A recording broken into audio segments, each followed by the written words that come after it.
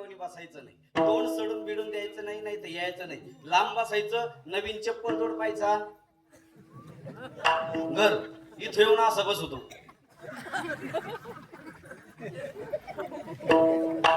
आणि असाच मी आला मग त्याला सगळ्याची गॅरंटी बाबा, पण याची गॅरंटी नाही. आणि अभंगाच्या पहिल्यांदा सांगतो, चिंता करायची नाही. का करायची नाही? तर आपलं सगळं त्याच्या हातात आहे, म्हणून चिंता करायची नाही. आपल्याला जन्माला घालणारा भगवान परमात्मा आहे. आपलं अन्न मान धन, आपल्याला प्रारब्ध जेवायला खावायला घालणारा सगळा भगवान परमात्मा आहे. त्याच्यामुळे चिंता करायची नाही. आता फक्त तुम्ही बोलायचं आणि मी बोलायचं, दोघांना मिळून करायचं त्याचं नाव कीर्तन, आणि मी सांगायचं आणि तुम्ही डुकल्या घ्यायचं त्याचं नाव प्रवचन. आपल्याला काय करायचं इथं? बोला पटकन, काय करायचं? कीर्तन. तुम्ही जेवढं जास्त कीर्तनात बोलाल, बाबा बस झालं, तुम्ही जेवढं जास्त कीर्तनात बोलाल तेवढं तुमचं माझं सूत्र बसल, नाही तर बसणार नाही महाराज. आपलं कीर्तन म्हणजे रेडीमेड कापडाचं दुकान आहे, ज्याचं माप त्याला फिटच. आणि मी कधी पण महाराज समोरची माणसं कोण माल सोडत असतो. तुम्ही जर मला विद्वान भेटले तर तुम्हाला विद्वान माल, तुम्ही जर मला साधी भेटले, एक बाबाची बाईची गोष्ट कोल्याच्या मागे लांडगा लागला, संपलं कीर्तन. आता तुम्हाला गोष्ट सांगून जमणार नाही, तुम्हाला आवडेल, पचेल, रुचेल, स्वाट बट स्वीट, तुमच्या डोक्याला मुंग येईल असंच कीर्तन करणार. विठाला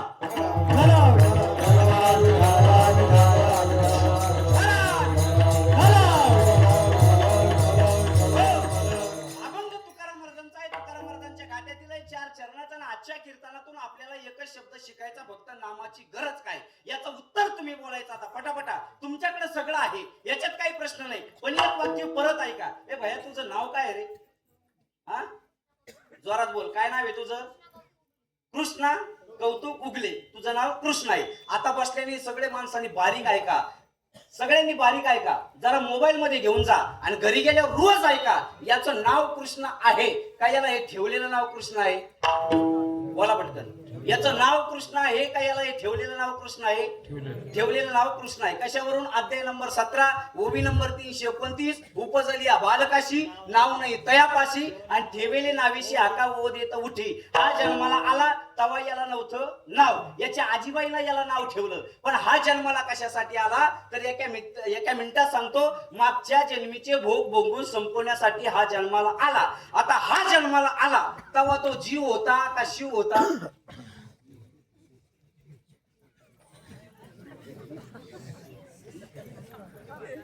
तुमच्या डोक्याला मुंग येईन आता शेवटपर्यंत. हा जन्माला आला तेव्हा तो जीव होता का शिव होता? शिव होता. कोण होता? शिव होता. प्रश्न असा आहे, हा जन्माला आला तेव्हा तो कोण होता? शिव होता. पण तो जन्माला आला त्यावेळेस तिची आजीबाई तिथे होती. त्या आजीबाईनं काय केलं? हातात गार पाणी घेतलं आणि त्याच्या अंगावर शिंपडलं. शिंपडल्याच्या नंतर ते सावध झालं आणि क्याव क्याव क्याव क्याव क्याव करायला लागलं. क्याव क्याव म्हणजे मी काही करीन, तुला काय बाहेर घेणं देणं? मी आता बाहेर आलो, मी आता बाहेर आलो. मग बाळ जन्माला आलं. आजीबाईला त्याला मांडीवर घेतलं आणि त्या बाळाला त्या आजीबाईला 4 डोस दिले. किती डोस दिले? 4 डोस दिले. त्यातला पहिला डोस कसा दिला पहा. आजीबाईला हातात घेतलं बिस्किट आणि सांगितलं हे तुझंच आहे. आजीबाईनं हातात घेतलं बिस्किट. पण आता बाळ जन्माला आल्याच्या नंतर महाराज ते 5 दिवस कोणाला दाखवायचं नसतं, त्याच्या बापाला सुद्धा दाखवायचं नसतं. 5वीच्या दिवशी झाकून ठेवायचं असतं पांढऱ्या कपड्याखाली. पूजा करताना उघडं ठेवू नये, कारण त्याच्या कपाळावर सटवी लिहिले ते का ललाटीची लिहिले ते काही केले ना मुडेगा. पण आता हे 10, 15, 20 वर्षापासून सटवी येत नाही महाराज लिहायला. सटवीनं ते बंद करून टाकलं आता लिहायचं, कारण सटवी जॅम झाली महाराज लिहू लिहू. बरोबर आहे का? कारण सगळ्या महिलाची डिलिव्हरी कुठे होती? दवाखान्यात. तिथं औषधाच्या वासानं सटवी जात नाही. कोण डोक्याला ताण करून घेईल? त्या पोराच्या कपड्यावर लिहितो कोण? 5वीच्या दिवशी हॉस्पिटलमध्ये ह्या जे नर्स वगैरे असतात ना महाराज दवाखान्यात, एकदा त्याच्या कपड्यावर लिहायला. आणि मग त्या पोरानं 5वीच्या दिवशी जर डोळे उघडले तर त्याला 2च गोष्टी दिसतात. एक बाटली, 2 सलाईनच्या नळ्या. पोरांना 5वीला बाटली पाहिली बाबा. हेच पोरग बाटलीला बिलगलं. शेवटी भाता शेजारी बाटलीत ठेवा लागली बाबा. तव्हा कावळ्याने डेअरिंग केली, नाही तर कावळे सुद्धा येत नव्हते. मग बाळ जन्माला आलं. आजीबाईनं त्याला मांडीवर घेतलं आणि त्या बाळाला त्या आजीबाईनं 4 डोस दिले. किती डोस दिले? 4 डोस दिले. त्यातला पहिला डोस कसा दिला पहा. आजीबाईनं सांगितलं, आजीबाईच्या हातात होतं बिस्किट. आजीबाईनं सांगितलं कृष्णाला हे तुझं आहे. काय सांगितलं? नीट ध्यान देऊन ऐका बरं का, सावध राहा, घोटाळा करायला परत. आजीबाईनं हातात घेतलं बिस्किट आणि कृष्णाला सांगितलं हे तुझं आहे. कृष्णा लगेच म्हणला माझं आहे. मग आता किती शब्द तयार झाले? हा, 2 शब्द तयार झाले. ऐका, तुझं माझं. पुढचा शब्द ऐका, आजीबाईनं सांगितलं तू कृष्णा, कृष्णा लगेच सांगितलं मी कृष्णा. मग आता किती शब्द तयार झाले? 4. मी, तू, तुझं, माझं. आणि या 4 शब्दावर बाबा जगातले सगळे वकील, न्यायालय या 4च शब्दावर चालू आहे. मी, तू, तुझं आणि माझं हे 4 शब्द सोडायचे नाही, मग गोंधळ होईल सगळा. मग ऐका आता, हा मूळ कोण? हा मूळ कोण? शिव. तुम्ही याला आता काय म्हणता? जीव. जीव म्हणजे कृष्णा म्हणता त्याला, बरोबर आहे. जीवानी जडाशी दोस्ती केली, मालक मेला आणि बंगला रडला. बंगला रडला हो, मालक मेला आणि बंगला रडला. घडलं असं कधी? घडलं? मालक मेला आणि 30 गुंठे जमीन मशान भूमीपर्यंत रडत गेली हो. घडलं असं कधी? घडलं? मालकीन मेली आणि कपाटातल्या साड्या नदीपर्यंत रडत गेल्या, आता मला घडलं का असं कधी? घडलं? ऐका आता, मला पटकन सांगा, बंगला जड आहे का जीव आहे? बंगला जड आहे का जीव आहे? जड आहे. जमीन जड आहे का जीव आहे? जड आहे. नोटाचा बंडल जड आहे का जीव आहे? जड आहे. कपाटातल्या साड्या जड आहे का जीव आहे? जड आहे. मग या जीवाने संगत कोणाशी केली? जडाशी. जडाशी संगत केल्यामुळे या जीवाला मी ब्रह्म आहे याचा विसर पडला, मी जीव आहे हे सिद्ध झालं आणि याच्यावर तो गुंतला. हा ज्याच्यावर गुंतला जड या ज्ञानमूलक आहे आणि मीच वासुदेव आहे हे ज्ञानमूलक आहे. मग आता याला काही नाही, पटकन उत्तर, ज्ञान नाही. कोणतं ज्ञान नाही? बाहेरचं ज्ञान नकोस. 13वा अध्याय, अंतरी ज्ञान व्हावे बाह्य लाभेल स्वभावे. आतलं ज्ञान झालं की बाहेरचं ज्ञान आपोआप येतं. त्याला काही पुढे ट्रेनिंग घ्यायची गरज नाही. बाहेरचं ज्ञान आपोआप येतं. मला सांगा, पत्ते खेळाचं पुढे ट्रेनिंग आहे का? आहे का? अय सोमनाथ जळगाव, आहे का? नाही. पण जमतं का नाही? माग उभा राहिलं तरी जमतं महाराज.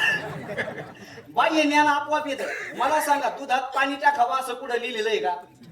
दारू पिताना डोळे झाकावे, तोंड वाकडे तिकडे करावे, बाहेर येताना थुकत यावे, वास येऊ नये म्हणून चकना चुकना खावा असं कुठं लिहिलेलं आहे का? लिहिलेलं आहे का कुठं? होय तात्या, लिहिलेलं आहे का? दुसऱ्याचा बांध करताना बैल बांधावर चढवावा असं कुठं लिहिलेलं आहे का? नाही. ते आपोआप जमतं आपल्याला.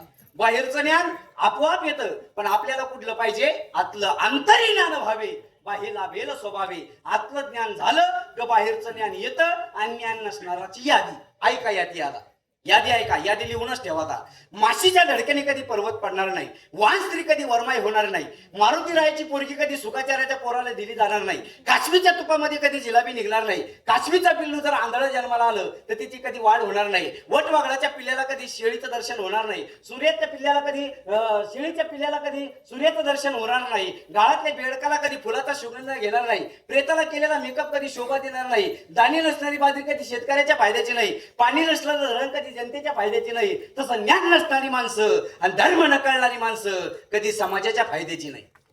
जेवढी यादी ध्यानात राहिली तेवढी ठेवा, राहिलीच कुठं ध्यानात.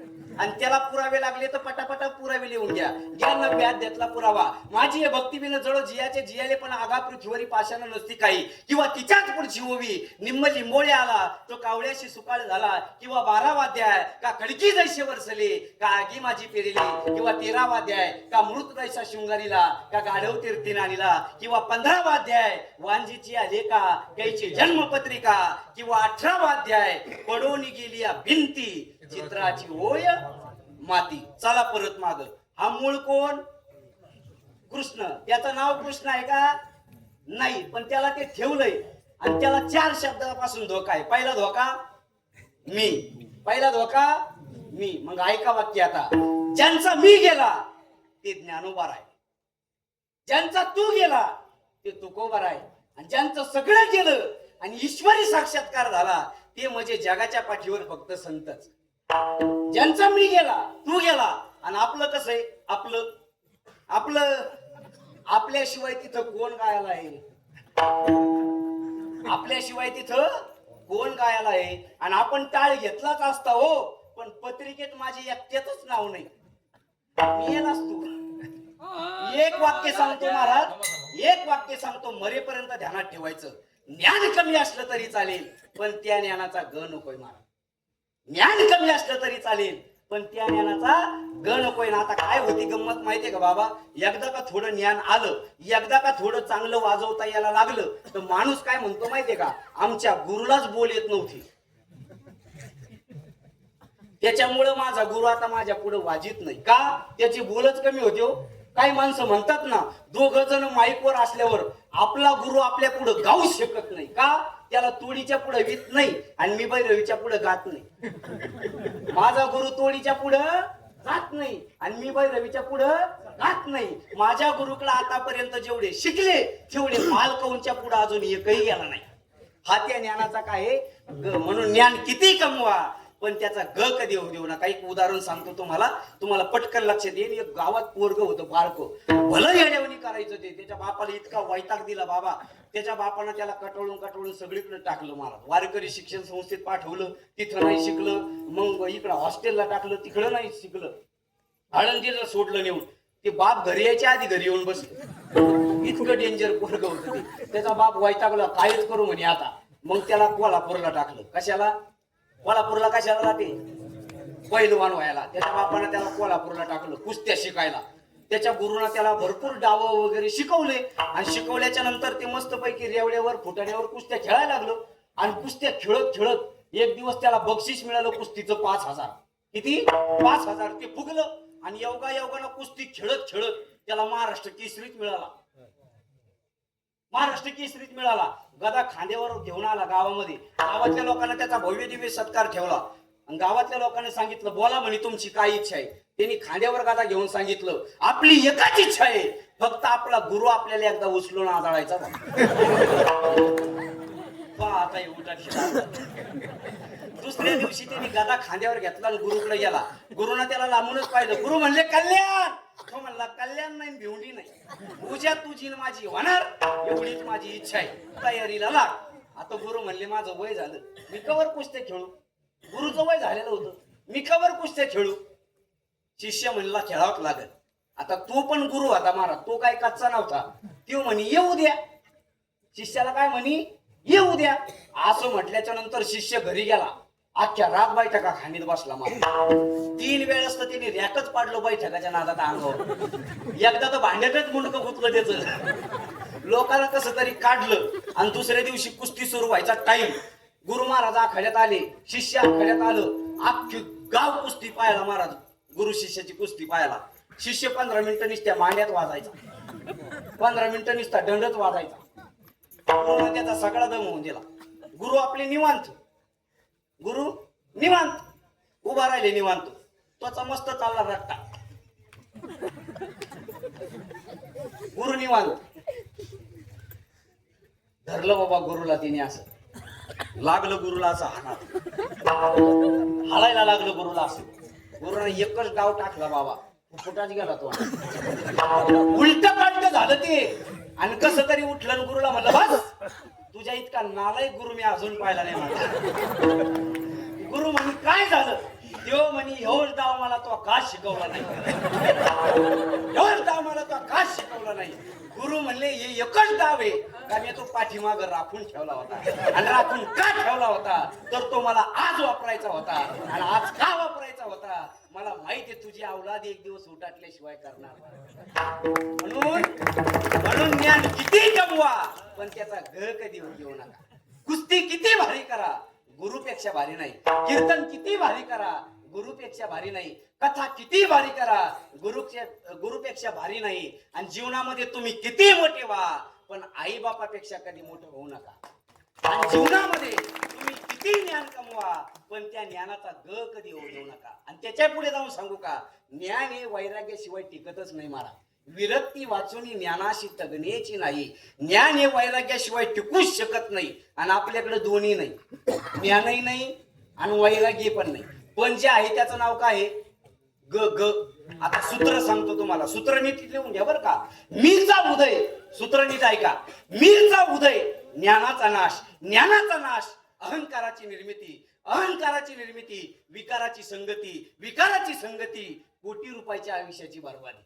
मग आपण कशाला वाया गेलो? काही माणसं म्हणतात ना, त्याच्या इतका तसा गायकच नव्हता हो, पण बिघडला बाबा. हे कधी ध्यानात ठेवायचं महाराज, ज्ञान कमी असलं तरी चालेल, पण त्या ज्ञानाचा ग कधी नकोय. आणि त्याच्या पुढे जाऊन सांगू का, एक अभंग आयुष्यात पाठ झाला तरी चालेल, पण वारकऱ्याचं चारित्र्य संपन्न पाहिजे. ज्ञान आपोआप येतं, आपोआप येतं. तुमच्या अभंग पाठच असला पाहिजे, याच्याची काही घेणं नाही, तो होणारच. पण परमार्थात किंमत कशाला आहे? चारित्र्याला. चातुर्मासात काकडा करतो, पण घरी आल्यावर जुगार खेळतो. मग काकड्याला त्याचा हात नाही धरीत कोणी. त्याचा आकडा झाला तरी परत काकडा येणार नाही. याचं उत्तर नीट ऐका. आता थोडं परत मागं आणतो, तुम्हाला ज्ञान पाहिजे. बरोबर आहे? बोला पटकन. आतलं का बाहेरचं? आतलं. आता आतलं ज्ञान आलं का काय जाईल? मी गेला, तू गेला, तुझं गेलं, माझं गेलं, हे चार गेले का संत झाले. आणि हे चार जोपर्यंत आहे तोपर्यंत आपलं असंच आहे. मग आता किती घालवायचे आपल्याला? बोलायचं पटकन. किती घालवायचे? 4. मग ऐका आता, मी कशाने जाईल?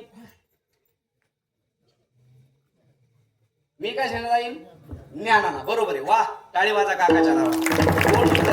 मी कशाने जाईल? ज्ञानानं. तुझं कशाने जाईल? ज्ञानानं. माझं कशाने जाईल? ज्ञानानं. आणि ज्ञान प्राप्त झालं का ते टिकन कशाला?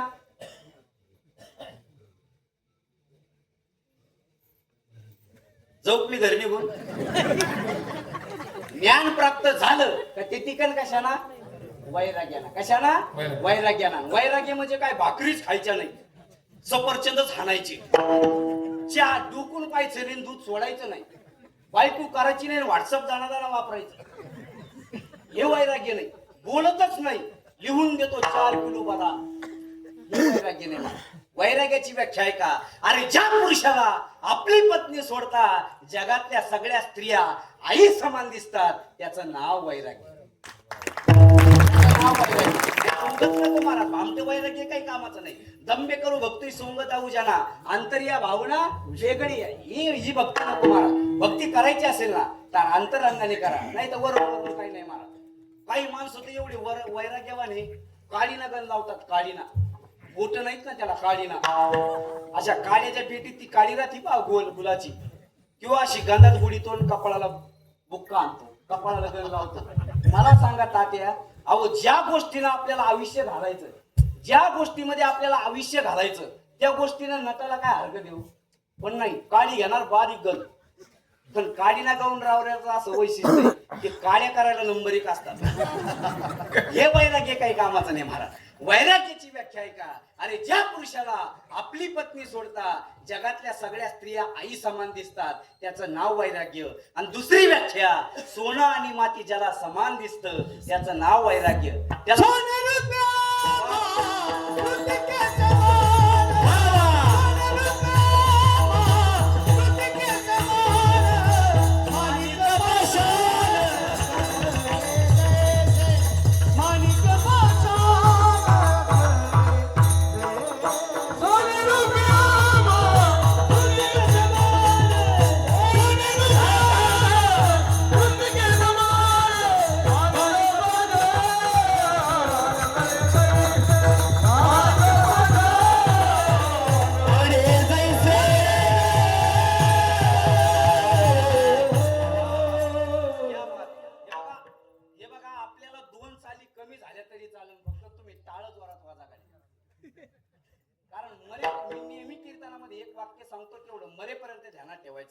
परमार्थ हा शरीराला नाही करायचा कधी महाराज, मनाला करायचा. शरीराला नाही करायचा. आणि शरीराने परमार्थ केला की फेल. आणि त्याच्या पुढे जाऊन सांगू का, लोकांना मानवणं म्हणून नाही करायचं महाराज, आपलं स्वतःचं मन शुद्ध होण्यासाठी परमार्थ करायचं. लोकांचं काय नाही महाराज, लोक कधी असतात. तुम्ही कोणताही नवा पक्ष काढू द्या, तुम्ही कार्यकर्ते आहेच. कशावर? याच्यावर. झाली गंमत जालन्याची 2 काल परवा दिवशीला, काल लागला निकाल. कोणताही नवा पक्ष काढते तुम्ही, कार्यकर्ते आहेच. आणि कोणताही नवीन संप्रदाय काढा, भक्त आहेच. भक्त लय कठीण. वा वा वा. भक्त एक भक्त 2016 मध्ये बाबा 1,000 रुपयाला एक वांग घ्यायचा भक्त. 800 एकर जमीन होती त्याच्या गाड्याकडे. किती? 800 एकर, आणि त्याच्यात तो वांगी लावायचा, गोबी लावायचा. एक वांग 1000 रुपयाला होतं. वांग एक वांग 1000 रुपयाला होतं, आणि एक गोबी 1500 रुपयाला होती. तरी भक्त घ्यायचा. आमची 11 रुपयाची माळ आहे का नाही? आहे. आमची 11 रुपयाची माळ आहे, तरी भक्त तिथं जाऊन म्हणतो 9 रुपयाला देतो, 9ला देतो, नको देऊ.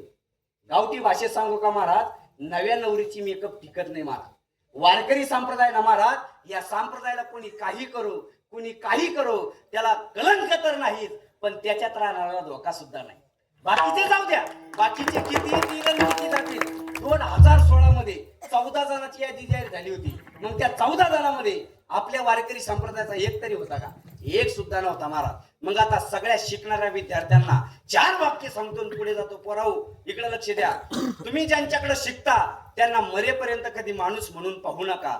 एक दुसरं वाक्य, कुणाबद्दल कधी वाईट विचार करण्यापेक्षा ज्यांच्याकडून चांगलं घेता येईल तिथपर्यंत घ्या, फायदाच होणार. आणि त्याच्या पुढे जाऊन सांगू का, मोठी माणसं काय करतात हे पाहू नका, ते आपल्याला काय देतात हे पहा. आणि चौथं वाक्य, ज्या माणसाची साधू संतांवर श्रद्धा आहे आणि ज्यांच्या पाठीवर साधू संतांचा हात आहे, आई वडिलाचा हात आहे, त्यांच्या पाठीवर देवाचा हात नसला तरी चालेल. महाराज, आयुष्यामध्ये तुम्ही सगळं कमवाल, पण एक वाक्य लिहून ठेवा, आयुष्यात तुम्ही किती मोठे व्हा हे तुमचं प्रारब्ध आहे, पण कोणाच्या तरी कृपेने होत आहेत हे मात्र विसरू नका, हे तुमचं कर्म आहे. विठाला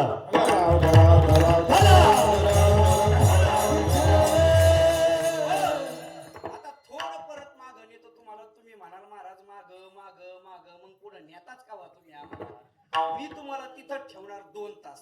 मी जाईन पण ज्ञान आलं तर, जाईन पण ज्ञान आलं तर. आणि फायनल वाक्य सांगतो, ज्ञानी माणूस कधी दुःखी होत नाही आणि अज्ञानी माणूस कधी सुखी होत नाही. झालं फायनल. म्हणजे सगळं जाण्यासाठी कशाची गरज आहे?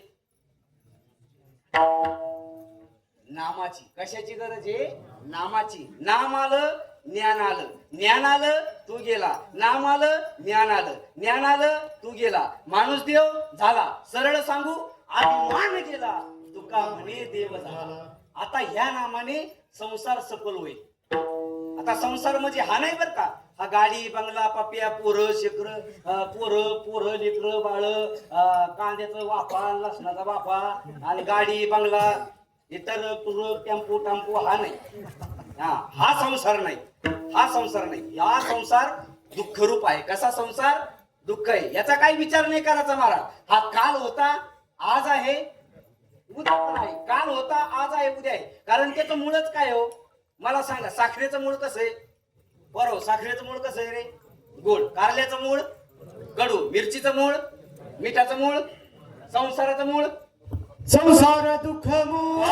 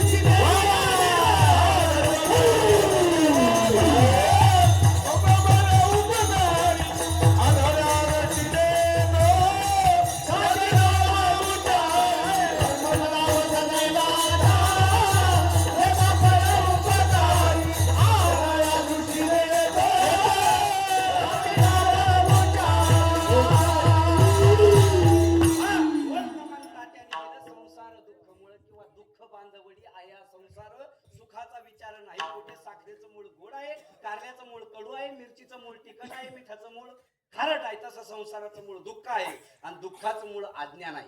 आता उलट सांगतो तुम्हाला, साखर कशातही घाला गोडच आहे, पण एका माणसाला ते दुश्मन आहे. कोणाला? शुगर वाल्याला आणि डायबिटीस वाल्याला. तो म्हणतो रॉकेल पेन, पण साखर नको रे बाबा. वाटलंच तर टोपलं भर शेण खातो, पण साखर नको. मग ऐका आता, साखर कशातही घाला गोडच आहे, पण एका माणसाला ते दुश्मन आहे. तसं वाक्य फायनल करून घ्या. तसं ज्ञानी माणसाला संसार सुखाचा आहे आणि अज्ञानी माणसाला संसार दुःखाचा आहे. आणि तुम्ही मी जे ना महाराज आपल्याकडे ज्ञान कमी आहे पण त्याचा ग जास्त आहे आणि ग जास्त असल्यामुळं ज्ञान दाबल्या गेलं. आपलं मोगाचं सूत्र परत रिपीट करून घ्या. मीचा उदय इथं होतो आपण. मीचा उदय ज्ञानाचा नाश, ज्ञानाचा नाश अहंकाराची निर्मिती, अहंकाराची निर्मिती विकाराची संगती, विकाराची संगती कोटी रुपयाच्या आयुष्याची बर्बादी. इथून आपण बाजूला गेलो होतो.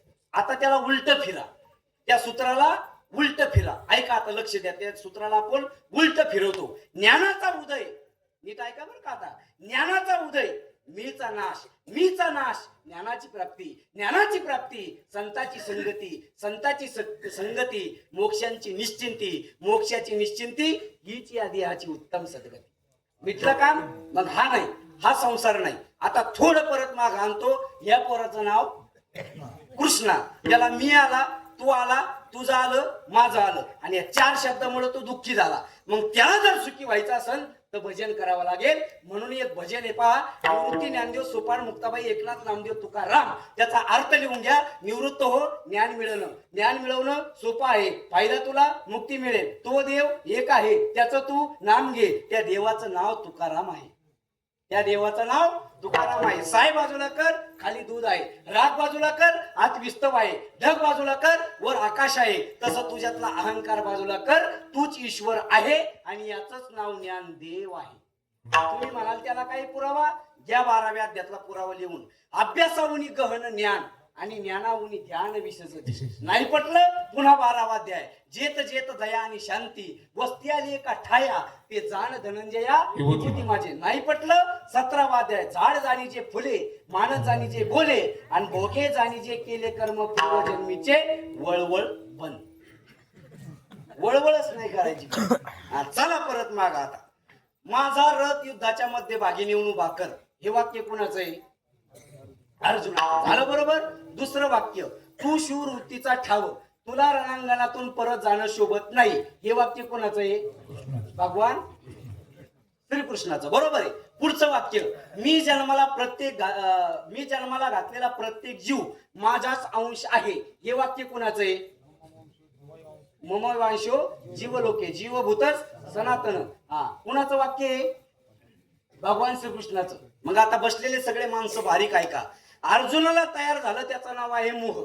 मोह तयार झाल्यावर मोह घालवण्यासाठी जी सांगितले तिचं नाव श्रीमद भगवत गीता. त्या श्रीमद भगवत गीतेचा अलंकार ज्ञानेश्वरी.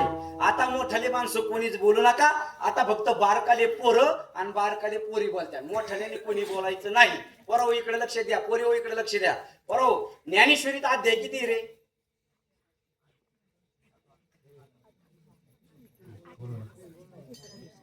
कॉपी नाही करायची. तुझ्या गळ्यात माळ आहे का? किती अध्याय ज्ञानेश्वरी? तुझं नाव काय? ओमकार. किती अध्याय ज्ञानेश्वरी? अरे आता सांगितले ना तू. अय ओमकार किती आहे? गिरीश का सुनेगा? गिरीश का सुनेगा क्या? किती अध्याय ज्ञानेश्वरी? अरे सांग बरोबर आहे. कोण सांगत रे? बरोबर. किती दीदी? किती ना अध्याय? 18. वा टाळे वाजा. तुमचं काही नाही, तुम्ही अशीच आहे निसते धूम चाळे राजन गाडी. महाराज खरोखर महाराज यशाचं शिखर जर कोणी पार करत नाही आताच्या जमान्यात तर मुलीच करू शकता. वा मुलीसाठी टाळे वाजायचा. किती अध्याय रे? 18. आणि गीतेमध्ये किती अध्याय?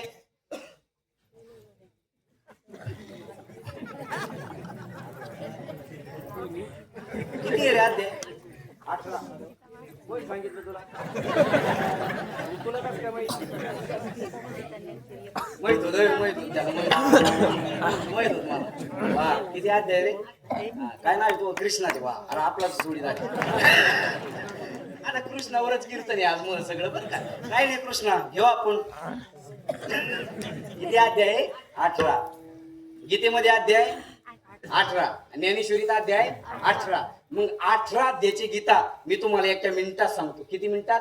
एका मिनिटात ऐका गीता. आता किती मिनिटात ऐकायची? एका मिनिटात. हे मंडप मध्ये जेवढे बसलेले मंडळी ना, हे सगळं आहे कुरुक्षेत्र. हे सगळं काय आहे? कुरुक्षेत्र. त्याच्यात तुम्ही मी सगळे अर्जुन. आणि तुम्हाला मला बोलवणारा चालवणारा कोण आहे? बोला आता. तुम्हाला मला बोलवणारा चालवणारा कोण आहे? भगवान श्रीकृष्ण. आणि या सगळ्या अर्जुनाला काय झाला? मोह. मग जी व्यक्ती ज्या कामाला आलं मग त्यांनी तेच काम केलं पाहिजे. कोणी फुकट करत नाही. काही बायका म्हणत असत्या आमचा पप्याचा बाप लय वेळेत ऑफिसला जातो. अरे फुकट जातो तो? पगाराला हात न लावता तिसरा बंगला बांधला त्यांनी, पण वास्तुशांतीच्या हात मिळाला.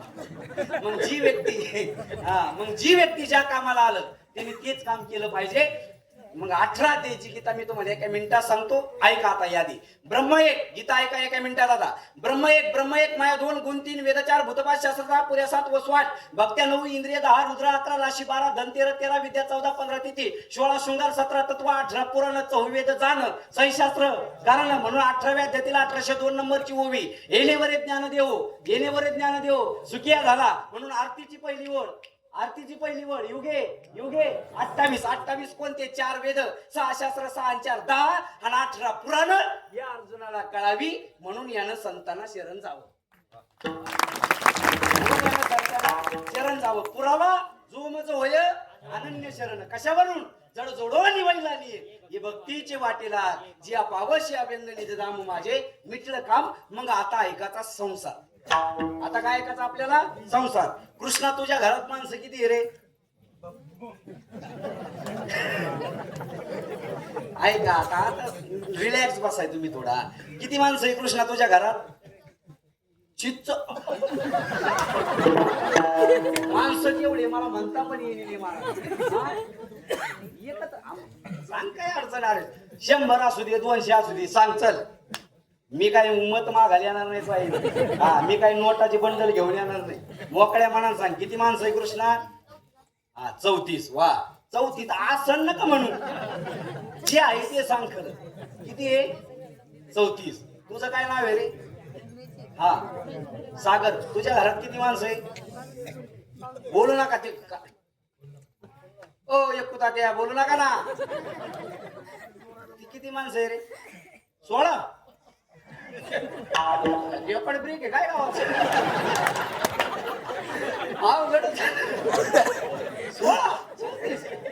तुम्ही ठरून टाकला आता. 3 32 सांगितले की मी 16 सांगायचे. असं काय नाही ना. बाहेर तुझं काय नाव आहे रे? रोहित. तुझ्या घरात किती माणसं आहे? 8.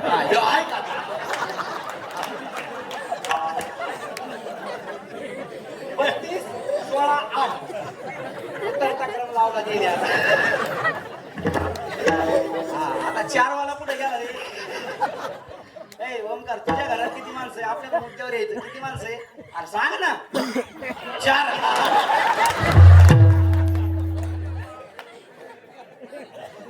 असं वाटतं जागीच मरण यांच्या पोटीच्या मला इतके हुशार पोर आज कुठंच भेटले नाही. लय काम अवघड असतं पोराचं. आता यांच्यावर बोलायला गेलं तर मला रात्र पुरणार नाही. एवढं भांडवल आहे माझ्याकडे. बोलणार नाही. आपलं तो पहिलं चरणच नाही सुटलं. चला त्याच्या घरात 4 माणसं. तुझ्या घरात किती रे? 5. योग गेला आता थोडा वर. 4 वरून सडकला पुढं. तुझं नाव काय रे? नंदकुमार. काय आहे? तुझं काय नाव आहे? टोपी घातल्याला तू? आदित्य. नंदकुमार. तू शाळेत कितीला आहे? 7वीला. आता आहे 7वीला. बापाच्या बायकोस टिंब म्हणतात. काय म्हणतात बापाच्या बायकोला? कोण सांगत रे? सांग. उभा राह. चल उभा राह. पैसे देऊ का?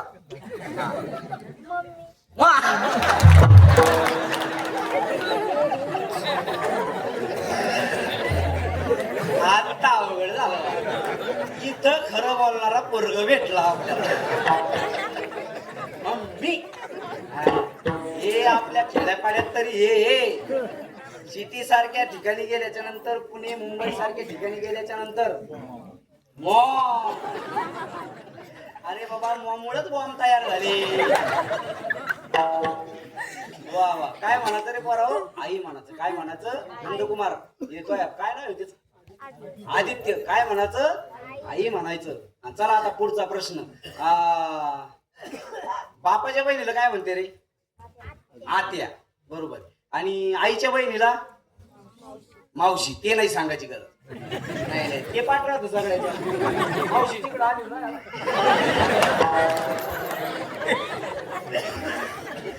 चला ऐका आता. कुणाच्या घरात आहे 34 माणसं, कुणाच्या घरात आहे 16 माणसं, कुणाच्या घरात आहे 8, कुणाच्या घरात आहे 4 आणि कुणाच्या घरात आहे 3, कुणाच्या घरात आहे 2. चला ऐका आता. तसं हे घर आहे. काय झालं?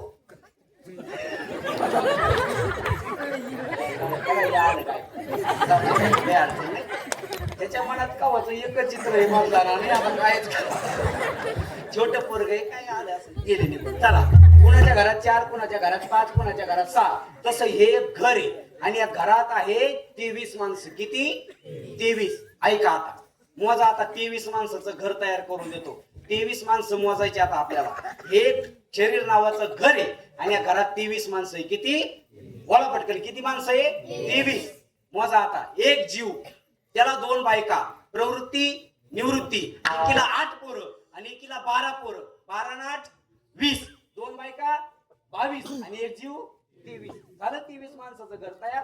आता हे 23 माणसाच्या घरातला संसार मी तुम्हाला तयार करून देतो. तुमचा जास्त वेळ मी घेणार नाही. तुम्हाला वेळेच्या आत मोकळं करतो. आता फक्त माझ्याकडे लक्ष द्या. ही जी बाजू आहे ना, ही जी बाजू आहे, इकडे लक्ष द्या तेव्हा समजून तुम्हाला. ही जी बाजू आहे, आता संसार ऐकायचा आपल्याला. ही जी बाजू आहे, इथं दोन्ही बाजूला टणक भाग आहे, मध्यभागी खड्डा आहे. इथं बोट ठेवा आणि सरळ वरवडा. इथपर्यंत तुम्हाला 3 खड्डे लागतील. किती? 3. 1 2 3. 3 लॉक आहे, एक ओपन आहे. याची नावं लिहून घ्या. याला म्हणतात परा, याला म्हणतात पश्चंती, याला म्हणतात मध्यमा आणि याला म्हणतात वैखरी. झालं बरोबर? देवाचं नाव इथून निघतं. देवाचं नाव इथून निघतं. प्रेमाची भाषा इथून निघते. प्रेमाची भाषा इथून निघते. फुले गुलाब का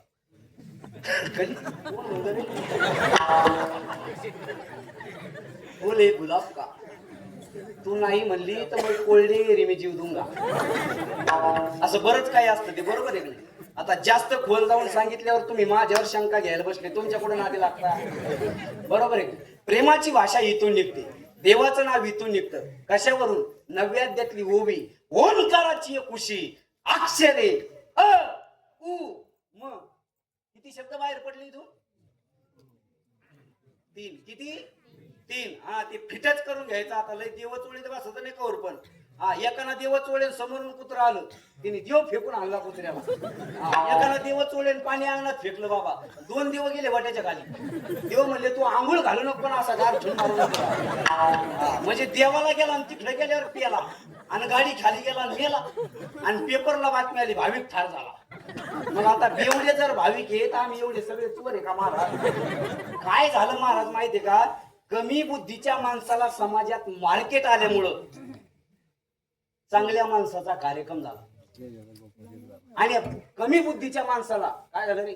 कमी बुद्धीच्या माणसाला लय ज्ञान असतं, लय भेजा असतो, काही प्रश्न नाही. उगत एखादा वादाचा मुद्दा काढून देणार आणि बाजूला होणार. रेडा वेद बोलला का? अरे तो काही बोलू, तुला काही तकलीफ आहे का? मला एक जण म्हटलं महाराज माऊली ज्ञानोबारांनी एवढे संतांनी एवढे चमत्कार केले, माऊली ज्ञानोबारांनी भिंत चालवली, आता एखादा कीर्तनकार का चालू शकत नाही भिंत? मी म्हणलं बाकीच्या कीर्तनकाराचा विषय सोडून दे, मी एकटा तुला हा मंडप अख्ख्या सोमनाथ जळगाव मध्ये फिरून दाखवतो. फक्त तू वाघावर बसून केलंय भिंत काशी कधी चालती काय? काही विचारतात महाराज काय झालं महाराज माहितीये का? एखादा वादाचा मुद्दा काढायचा आणि 1.5-2 महिने त्याच्यावर घालायचे. आखलीचा पत्ता नाही. घरी 3 वेळा बायकून हाणला डोकं लावायचं आणि म्हणे तत्वज्ञान. अरे तो तत्वज्ञान राहू दे बाजूला, तो घरचा अभ्यास कर नीट. अवघडे महाराज. कीर्तनकार कंबरच का बांधतो? अरे ती तिचे पाय आवडेल, तुला खरंच काय? आम्ही विचारलं तुला दारू पिताना डोळे का झाकी तू? मग तू कशाला इकडे डोकं लावतो? काय झालं महाराज? कमी बुद्धीच्या माणसाला समाजात मार्केट आल्यामुळं चांगल्या माणसाचा कार्यक्रम झाला. काय नाही महाराज, चांगल्या माणसाचा कार्यक्रम झाला. आणि जी माणसं सज्जन आहे त्यांचा कार्यक्रम उलटा करून टाकला. जी माणसं हलकट आहे ती आज टॉपला आहे. काही माणसं माळ नसताना चाल म्हणतात कीर्तनात, माळ नसताना कीर्तनात चाल म्हणतात, तरी त्याला कीर्तनातली पहिली चाल देतात. आणि आम्हाला इकडं आलडून आलडून मुळ्याच झाली तरी लोक आम्हाला म्हणते स्वरात नाही. आम्ही मेलो चालू चालू गाऊ गाऊ वाजू वाजू. तुम्ही पाहा आमच्या माऊली ज्ञानोबाराच्या सोहळ्यामध्ये वारीला कोण कोण जाता? तुम्ही वारीला जाता का? पंढरपूरच्या वारीला कोण कोण जाता? इथं कोणीच नाही जात. अरे बाबा, पंढरपूरच्या पायी सोहळ्यामध्ये वारीला कोण कोण जात? हा, 1 2 3 4 हा, ह्या नाही ते 10-15 जण. आता एवढी संख्या 4-5 जण हा जाते का? पण ते हात वर करायला नाही ना, त्याच्यामुळे मुलाला मिळ लागा नाही. हा, त्यांना समजाणार, मला होऊन जाणार. एक सर्वे पहा महाराज, आमच्या माऊली ज्ञानोबाराच्या सोहळ्यामध्ये, तुकोबाराच्या सोहळ्यामध्ये 10 लाख लोक 22 दिवस चालतात महाराज पायी पायी. काहींचे हातात सुद्धा बिचाऱ्यांचे वाजू वाजू, काहींचे गळे बसले बिचाऱ्यांचे गायन करू करू, आणि काहींचे पाय सुटले बिचाऱ्यांचे चालू चालू. त्यांची कोणी दखल घेत नाही. पण 5 मिनिटं काय एखादा पुढारी दिंडीत आला का लगेच त्याच्या गळ्यात टाळ. हे भजनात रंगले. हे कशात रंगले? भजनात रंगले. आणि आम्ही मेलो इकडं चालू चालू गाऊ गाऊ वाजू वाजू. आमचं यादीत नाव नाही आलं, पण ते भजनात रंगले. अहो, ते आधीचेच रंगले होते, पण ते भजनात रंगले. आम्ही मेलो चालू चालू गाऊ गाऊ वाजू वाजू. म्हणजे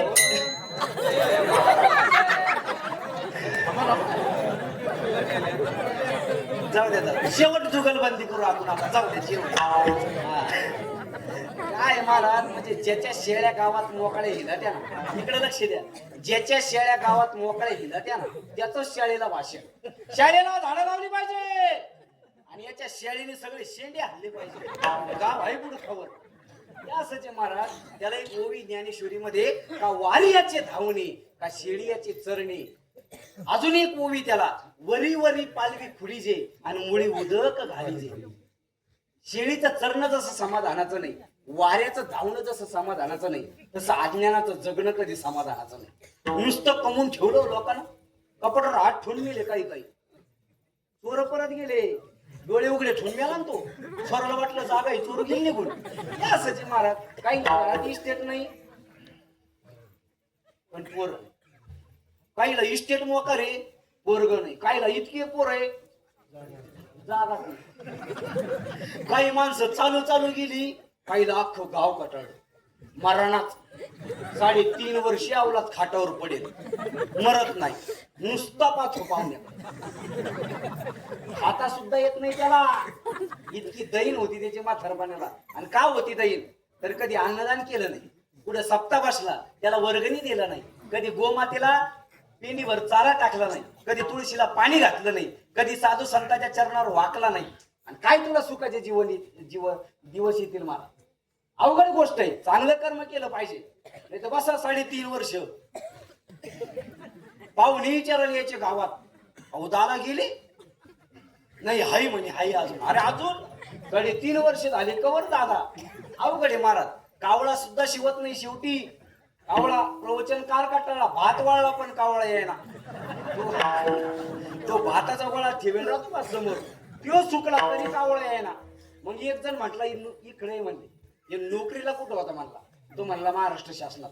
हा म्हणला कावळा नाही शिवणार, 100ची नोट ठेव म्हणला. तवा कावळा ठेवली ना नोट, ठेवली नोट. 70 कावळे गोळा झाले हो.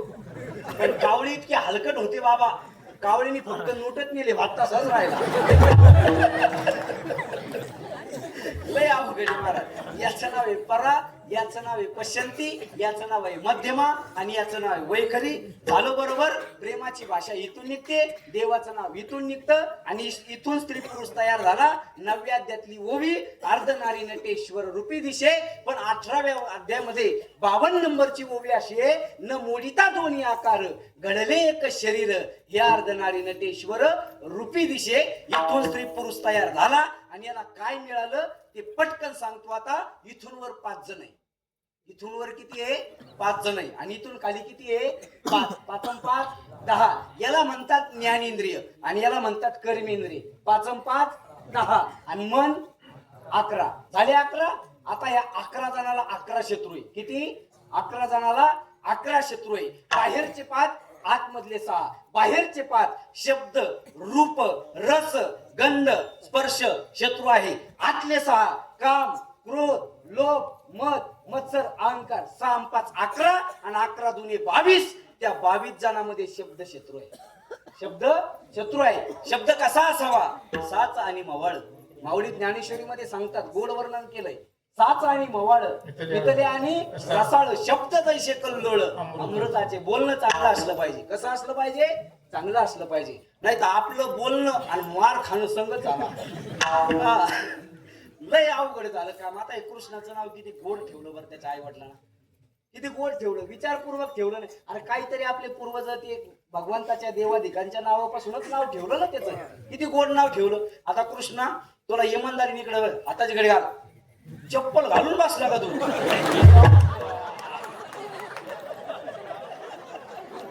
अरे मी पाहिलंच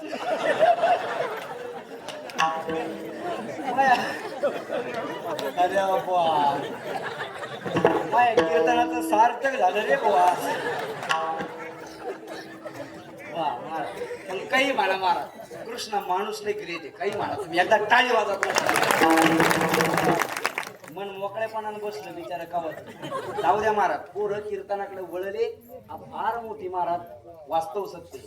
नाही तर महाराज यांचं हे वय कीर्तनात बसण्याचं नाही यांचं हे खेळण्याचं वय. जाऊ दे त्याला कळत नाही चप्पल घालू बसावं का कसं बस. पण बसलं बिचार कोणताच बसलं नाही तर महाराज लोका पुढे बसत सुद्धा नाही महाराज पोर. आता एवढे प्रश्न विचारतो मी केव्हापासून. आतापर्यंत एखादं उठून गेलं असतं पण ते बिचार बसलं त्याला आवड आहे म्हणून बसलं. एकदा परत टाळी वाजा. किती गोड. काय विषय चालला होता आपला. हा असं पाहिजे महाराज. मी कुठे नाही एका ठिकाणी मी म्हणलं बाबा काय विषय चालला. ते बाबा उठलं बाबा मागून तेवढी मग हे आम्हाला येत असतं तुला कशाला आणलं. पैसे तू घेतो रान बटायला देतो हे रे. तसं नाही गोड नाव ठेवलं कृष्णा. किती गोड ठेवलं बरं. आता कृष्णा कीर्तनातला बाळ बोलायचं नसतं खोटं बोलायचं नसतं. इमानदारीने एक प्रश्न विचारतो तुला तुझे वर्गमित्र काय म्हणते बरं. लबाड बोलायचं नाही. शाळा कृष्णा काय खरं. इतके इमानदार आहे तुझे मित्र. बरं सांग खरं कृष्ण्या. हा काही काही म्हणते. किती नाव गोड ठेवलं बरं त्याचं. कृष्ण कृष्णा म्हणा ना कृष्ण कृष्णा कृष्ण्या. ऐक नाही मार खायचे धंदे. आता हे तुझं काय नाव आहे म्हणला. सागर तुला काय म्हणते सागऱ्या. आदित्य तुला काय म्हणते रे आद्या. लागू राहिले हे पुढचा काय आहे हा. नंदू तुला काय म्हणते नंद्या. अरे बाबा आई वडिलांनी एवढे सुंदर सुंदर नाव ठेवले मग किती गोड हाका मारली पाहिजे. नंदकुमार कृष्णा आदित्य म्हणा ना नाही कृष्ण्या नंद्या. अवघड असते. तुम्ही पहा एक सर्वे करा. एखाद्याचं नाव ज्ञानेश्वर असलं त्याला काय म्हणते लोक इमानदार. आता मोठ्यानं बोलायचं काय म्हणते ज्ञान्या. एखाद्याचं नाव वैजनाथ असलं त्याला काय म्हणते वैजय. एखाद्याचं नाव संजय असलं त्याला काय म्हणते हा. एखाद्याचं नाव गणेश असलं त्याला काय म्हणते.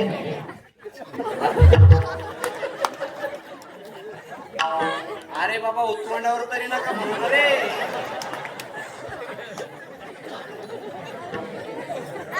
त्याच्यात तुमची काय चुकी त्यांना नावच माहित नाही बाबा.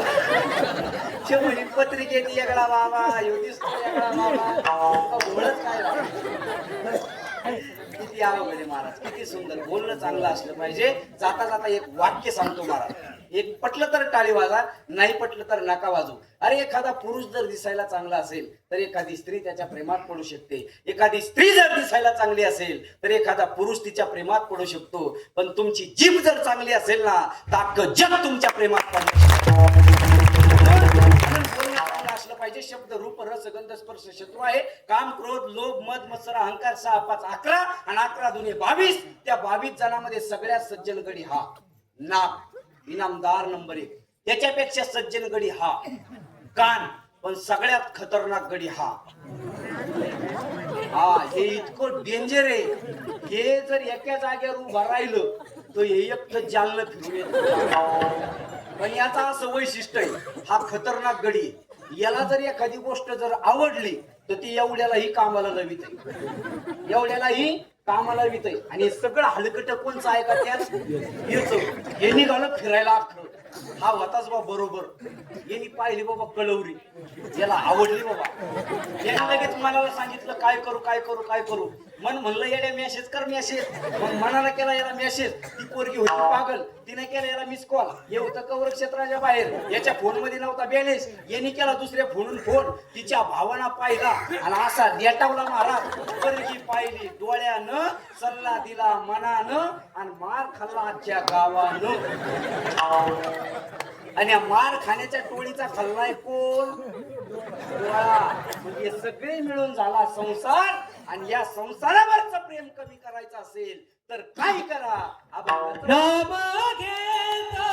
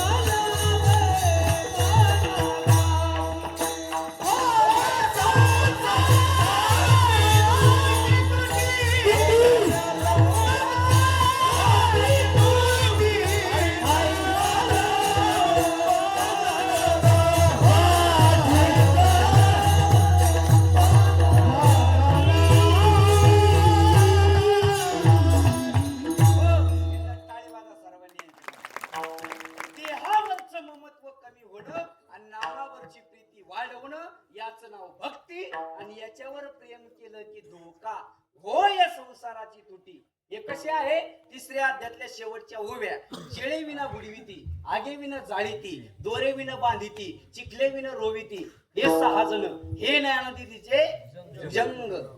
हे बाहेरचं सोडून द्या. आता लोक कथाच पाठ करून राहिले, लागन तेवढी परमिष्ट झाले महाराज लोक पोथ्या वाचून. अरे याच्यात जे पाहाल ते सगळीकडे दिसेल महाराज. मग तुम्हाला एक प्रश्न विचारतो, त्याचं उत्तर द्या. माऊली ज्ञानोबाराचं लग्न झालं का नाही हो? आळंदीचे ज्ञानेश्वर महाराज, त्यांचं लग्न झालं का नाही? कोण सांगत? लग्न झालं का नाही माऊली ज्ञानोबाराचं? नाही ना. तरी ज्ञानोबाराला 4 पोरं होते. घ्या लिहून.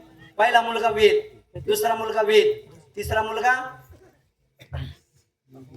साधक आणि चौथा मुलगा अनाथ. पहिल्यासाठी अमृतानुभव, दुसऱ्यासाठी चांगदेव पासष्टी, तिसऱ्यासाठी ज्ञानेश्वरी आणि चौथ्यासाठी हरिपाठ. आता तुम्हाला एक एक मुद्दा मी क्लिअर करून देतो. चला सावध बसा. आता झालं, संपलं आपलं कीर्तन. शेवटचा प्रश्न आहे, सावध बसा.